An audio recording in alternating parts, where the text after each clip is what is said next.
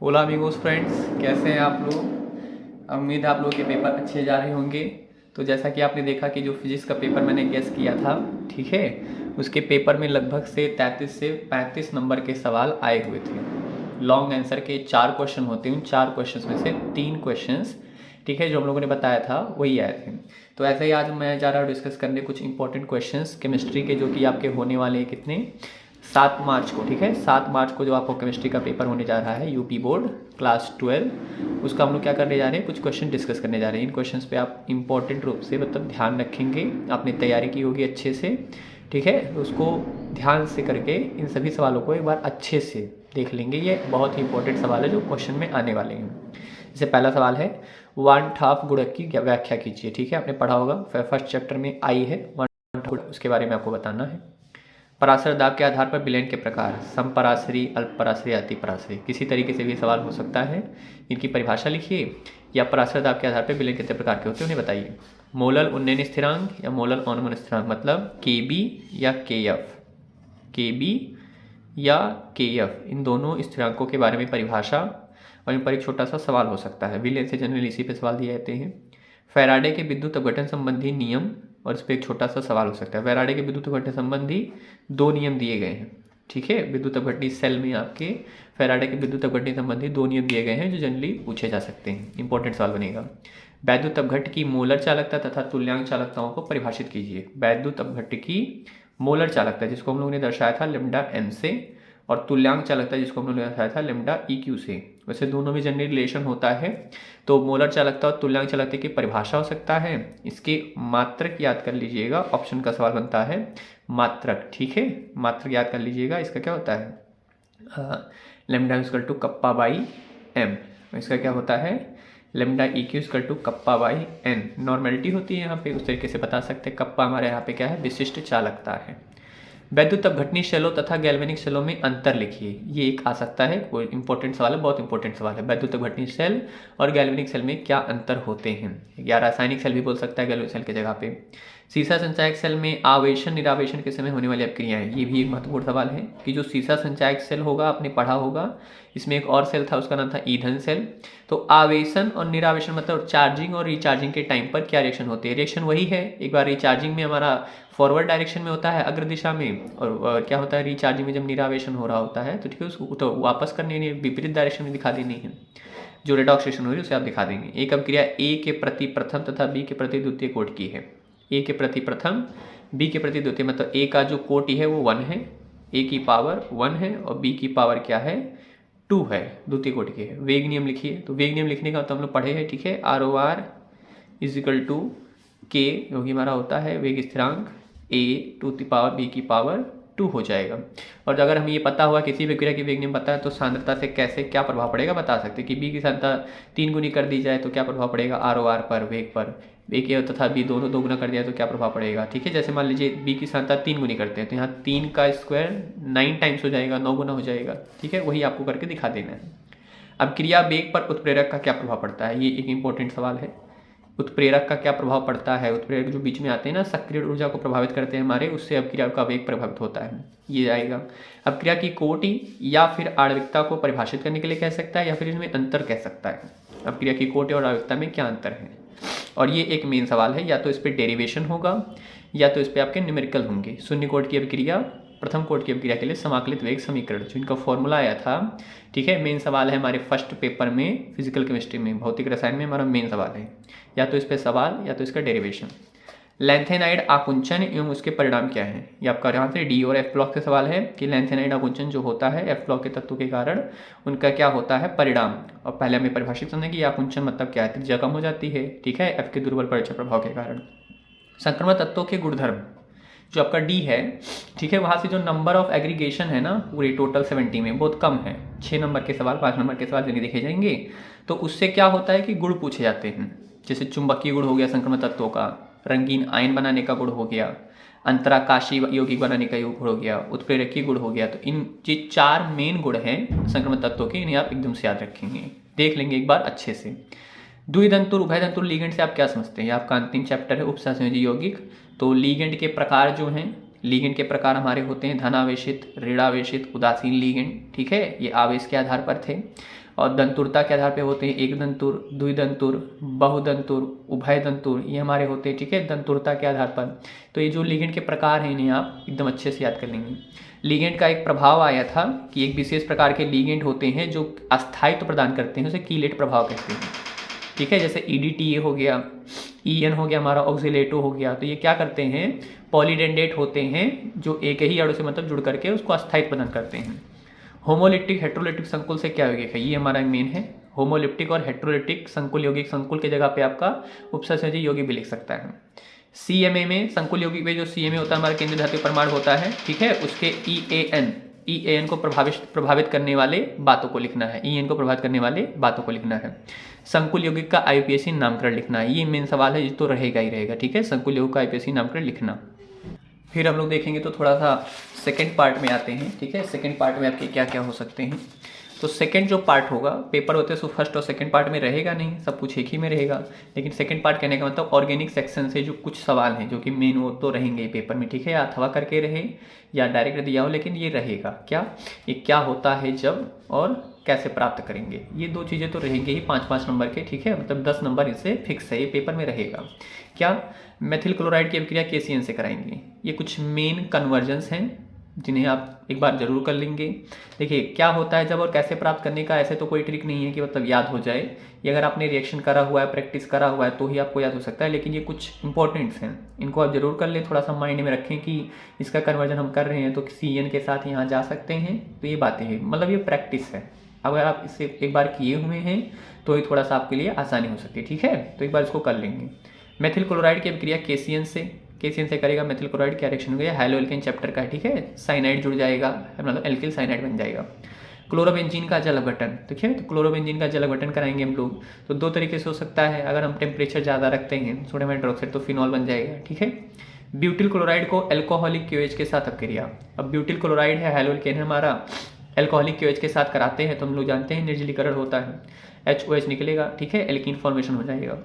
Phenol से bromine जल मिलाया जाता है, ये एक इंपॉर्टेंट सवाल बताया है कि ब्रोमीन लिखा आता है, कभी कभी ब्रोमीन जल बोला जाता है, तो ब्रोमीन जल वाली जब भी कहानी रहेगी तो हम उसे एक्सेस ब्रोमीन की तरह ट्रीट करेंगे, ठीक है, और ऑर्थो मेटा तीनों पोजीशन पे, तीनों पोजीशन पे क्या हो जाएगा, ब्रोमीन जुड़ जाएगा, ट्राइब्रोमोफिनॉल बन जाएगा, TBP। बेंजल्डिहाइड को सांद्र एनओएच के साथ अपक्रिया करते हैं, तो बेंजल्डिहाइड है उसका सांद्र एनओएच के साथ अपक्रिया करते हैं, क्या हो जाएगा, ये हमारा क्या है, बेंजल्डिहाइड जो है कैनिजारो रिएक्शन फॉर्म करेगा, ठीक है, तो कैनिजारो में क्या होता है, अल्कोहल और एसिड बन जाते हैं, उसका सॉल्ट बन जाता है। एनिलीन को नाइट्रस अणु के साथ अपकृत करते हैं। अब ये वो सवाल है जो आपका घुमा कर भी पूछ सकता है, किसी भी तरीके से रहेगा पेपर में। वैसे ये डाइजोटीकरण है ना, डाइजोटीकरण का मतलब क्या बनना था, इसमें डाइजोनियम लवण बनता है ना, नाइट्रस अम्ल होनो जिसको हम लोग कहते हैं, HCl और NO2 सोडियम नाइट्रेट के साथ रिएक्शन करता है। तो ये इस कन्वर्जन्स को आप कर लेंगे एक बार, ठीक है, आप अपने क्वेश्चन बैंक का सहारा लीजिए, नोट्स का सहारा ले सकते हैं, एक बार इनको कर लीजिएगा। फिर क्या करेंगे, कैसे प्राप्त करेंगे, ब्रोमोबेंजीन से 1-फेनिल एथेनॉल, ठीक है, ब्रोमोबेंजीन है आपके पास, 1-फेनिल एथेनॉल प्राप्त करना है, तो आप जा सकते हैं एल्डिहाइड के थ्रू, ठीक है, मैग्नीशियम ब्रोमाइड ग्रीनोड एजेंट और फिर एल्डिहाइड के थ्रू। एथेनॉल से 3-हाइड्रोक्सी ब्यूटेनल, तो आपका एल्डोल कंडेंसेशन रिएक्शन है, ठीक है, एल्डोल कंडेंसेशन मतलब हाइड्रोक्सी और अल, OH और अल आ रहा है तो एल्डोल हो गया। प्रोपेनोन से प्रोपीन, तो प्रोपेनोन हमारा कीटोन है, उससे प्रोपीन बनाना है तो एल्कोहल बना करके निर्जलीकरण करा सकते हैं, प्रोपेनोन से सेकेंडरी अल्कोहल बन जाएगा, उसे निर्जलीकरण करा देंगे। एसीटोन से मेथिटिलीन, तो एसीटोन से मेसिटिलीन ये एक इंपॉर्टेंट कंपाउंड है, इसमें पॉलीमराइजेशन होता है, बहुलकीकरण हो रहा था ना, एसीटोन के 3 अणु लिया था हम लोगों ने, उसके बाद बेंजीन जैसा कुछ स्ट्रक्चर फॉर्म हुआ था जिसमें ऑर्थो पोजीशन पे CH3 और CH3 जुड़ गए थे। क्लोरोबेंजीन से फिनॉल, तो क्लोरोबेंजीन से फिनॉल बना सकते हैं, बहुत हमारा इसका एक प्रक्रम भी था NCERT में इलस्ट्रेशन, उसका नाम है डाउ प्रक्रम, ठीक है, डाउ प्रक्रम के थ्रू क्लोरोबेंजीन से फिनॉल बना भी सकते हैं, हाई टेम्परेचर प्रेशर पे सोडियम हाइड्रोक्साइड से क्रिया। क्लोरोबेंजीन से टालुइन, क्लोरोबेंजीन से टालुइन बना सकते हैं, पहले में क्या करना होगा वहाँ पे, ठीक है, क्लोरोबेंजीन की जगह पे क्लोरोबेंजीन सबसे पहले सब्स्टिट्यूट होना है और वहाँ पे एक मेथिल समूह बनाना है, ये है। फिर आप देखेंगे महत्वपूर्ण प्रश्न, मतलब एक इंपॉर्टेंट क्वेश्चन जो हो सकते हैं आपके पेपर में, क्या जो दिख सकते हैं आपको लिखे हुए, ठीक है, जिसमें आपको 3 नंबर 4 नंबर के सवाल हो सकते हैं। जैसे प्राथमिक द्वितीयक तृतीयक अमीनों का परीक्षण, ठीक है, प्राइमरी सेकेंडरी टर्सरी अमीन जो हैं होते हैं हमारे, उनका परीक्षण करना, ठीक है। अच्छा, प्राथमिक सेकेंडरी और द्वितीयक जो है इनके अमीनों का आईपीएसी नेम भी याद कर लेंगे आप, इनका आईपीएसी नाम भी याद कर लेंगे, ठीक है, पेपर में दिया जा सकता है, आईपीएसी नेम दिया रहता है, या तो उपसहसंयोजी यौगिक का आईपीएसी नेम देगा और या तो फिर कार्बनिक यौगिकों का आईपीएसी नेम देगा, ठीक है, वहाँ पे याद कर लेंगे एकदम अच्छे से देखेंगे। और सूत्र C4H119 से प्राप्त विभिन्न समावयी अमीनों की संरचना लिखिए और विभिन्न युग्मों द्वारा कौन से प्रकार की समानता प्रदर्शित होती है ये भी बताइए। तो सिंपल है, अमीन बनाना है, ठीक है, अमीन जो होगा उसमें C4H9 का कराएगा तो हमारे पास क्या होगा, जैसे कार्बन की संख्या चेंज करके समावयी बना सकते हैं अलग अलग प्रकार के। प्रथम कोट की अपक्रिया के लिए वेग स्थिरांक 60/सेकंड है। अपनी प्रारंभिक सांद्रता से 1/16वां भाग, ठीक है, रह जाने में कितना समय लगेगा, तो आपको जानते हैं फर्स्ट ऑर्डर पे है ये, ठीक है।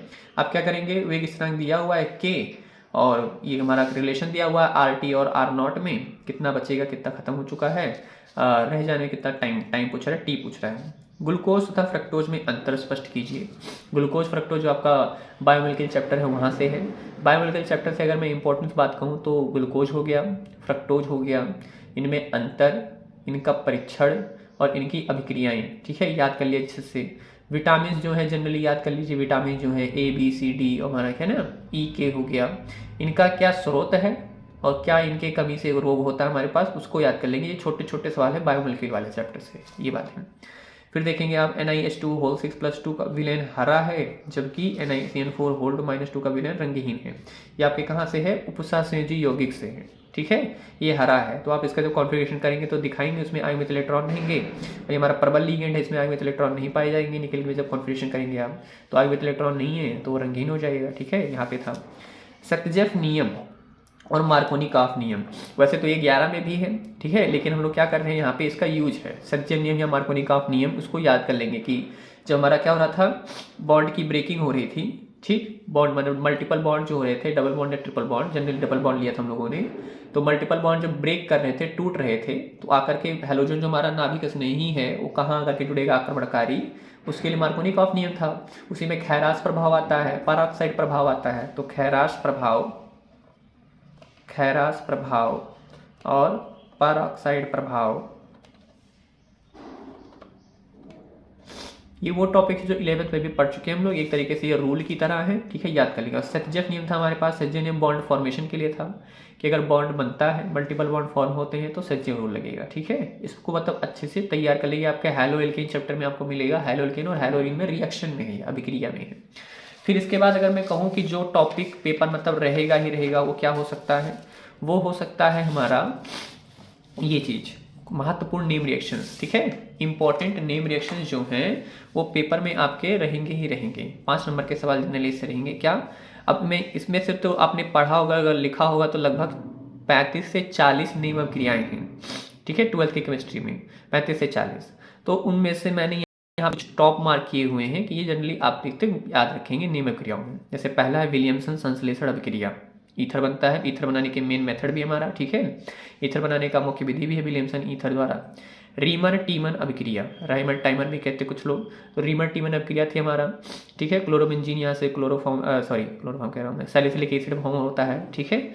कोल्बे अभिक्रिया, कोल्बे का रिएक्शन है, वहाँ से भी सैलिसिलिक एसिड फॉर्म वाला, सैलिसल्डिहाइड, यहाँ पे सैलिसल्डिहाइड बनना है, इसमें सैलिसिलिक एसिड बनता है। एल्डोल संघनन अभिक्रिया, ये हमारे एल्डिहाइड की अभिक्रियाएं हैं, एल्डोल संघनन या कैनिजारो, एल्डोल संघनन कैनिजारो, ठीक है। तो एल्डोल संघनन अभिक्रिया देते हैं वे एल्डिहाइड जिनके पास क्या होता है, अल्फा हाइड्रोजन होता है, कैनिजारो देते हैं जिनके पास अल्फा हाइड्रोजन नहीं होता है। हाफ मैन ब्रोमामाइड अभिक्रिया, ठीक है, ये भी हमारे पास क्या होता है, हाफ मैन ब्रोम एमाइड, ये एमाइड फॉर्मेशन का था, ब्रोम एमाइड ब्रोमामाइड के द्वारा अमीन फॉर्मेशन करते, तो हाफ मैन ब्रोमाइड अभिक्रिया थी। हैलोफॉर्म अभिक्रिया, ठीक, अब हैलोफॉर्म अभिक्रिया क्यों इंपॉर्टेंस है, क्योंकि हैलोफॉर्म एक नेम रिएक्शन भी है और इसका परीक्षण भी है। एल्डिहाइड का हमारे पास क्या है, परीक्षण भी है कि क्या होता है, एल्डिहाइड अगर हैलोफॉर्म रिएक्शन दे रहा है तो पीले रंग का अवक्षेप फॉर्म करता है, ठीक है, तो उसका परीक्षण भी कर सकते हैं एल्डिहाइड वो देगा या नहीं देगा। कार्बिल अमीन अभिक्रिया, या इसका एक और नाम था आइसोसाइनाइड परीक्षण, आइसोसाइनाइड परीक्षण, कार्बिल अमीन, इसमें आइसोसाइनाइड बनना था, सड़े अंडे जैसी बदबू आती है, ठीक है, आइसोसाइनाइड का फॉर्मेशन होता है। तो ये कुछ नेम रिएक्शन है जिन्हें आप अच्छे से दोहरा लेंगे, अच्छे से याद कर लेंगे, कहने के मतलब टॉप रिएक्शंस हैं, ये जनरली आपको दिख जाएंगे पेपर में किसी न किसी तरीके से, या तो नाम रिएक्शन बोल करके बोल देगा या तो कन्वर्जन करके दे देगा, लेकिन रहेंगे। ठीक है। फिर आपसे क्या हो सकता है, पेपर में मेन सवाल हो सकते हैं 2 नंबर के 3 नंबर के, क्या विभेद बनाने के लिए। विभेद मतलब कि आप कैसे इनको अलग करके दिखाएंगे या कुछ रिएक्शन दीजिए जिनसे ये अलग होते हुए दिख सकें, ठीक है। जैसे एसिटल्डिहाइड और एसीटोन में आप क्या रिएक्शन दे सकते हैं जिनसे हम क्या करें, इन दोनों को अलग दिखा सकें। तो एसिटल्डिहाइड और एसीटोन है, तो कीटोन हो गया तो फेलिक सॉल्यूशन के साथ हम करा सकते हैं, टॉलन रिएजेंट के साथ करा सकते हैं। एसिटल्डिहाइड देगा एसीटोन फॉर्मेशन, मतलब कोई रिएक्शन नहीं देगा, क्योंकि एसिटल्डिहाइड जो हमारे टॉलन कर्मक हैं या फेलिक हैं वो क्या हमारे दुर्बल आक्सीकारक हैं, आक्सीकृत नहीं कर पाते। सेम ऐसे ग्लूकोज और फ्रक्टोज है। ग्लूकोज फ्रक्टोज में बाइफर्केशन करना है कि ग्लूकोज कोई रिएक्शन दीजिए जिसमें ग्लूकोज और फ्रक्टोज दोनों अलग कर सकें, ठीक है। तो ग्लूकोज हमारे जो टॉलन फेलिक के साथ रिएक्शन देता है, इसमें एल्डो समूह होता है, इसमें कीटो समूह होता है, तो रिएक्शन नहीं देता फ्रक्टोज। प्राथमिक अमीन एवं द्वितीयक अमीन, अब देखिए जो कार्बिल अमीन अभिक्रिया थी ये प्राथमिक अमीनों का परीक्षण भी है, या आइसोसाइनेट परीक्षण जो हमारे क्या सड़न ऐसी बदबू आती है वो प्राथमिक अमीनों का परीक्षण भी है, सेकेंडरी अमीन नहीं देते। बेंजल्डिहाइड एसिटल्डिहाइड, तो बेंजल्डिहाइड और एसिटल्डिहाइड के लिए आप क्या कर सकते हैं, हैलो फॉर्म रिएक्शन फॉलो कर सकते हैं कि हैलो फॉर्म मतलब बेंजल्डिहाइड जो है वो पीपीटी फॉर्म नहीं करेगा, हैलो फॉर्म करने को इसकी एसिटल्डिहाइड देगा, ठीक है। फिर आप देख सकते हैं एक सवाल जो पेपर में आपके रह सकता है वो क्या है, कारण स्पष्ट करना कि क्या कारण है। इस तरीके से अब लिखा रहेगा कि एथिलमीन जल में विलय है जबकि एनिलीन नहीं है।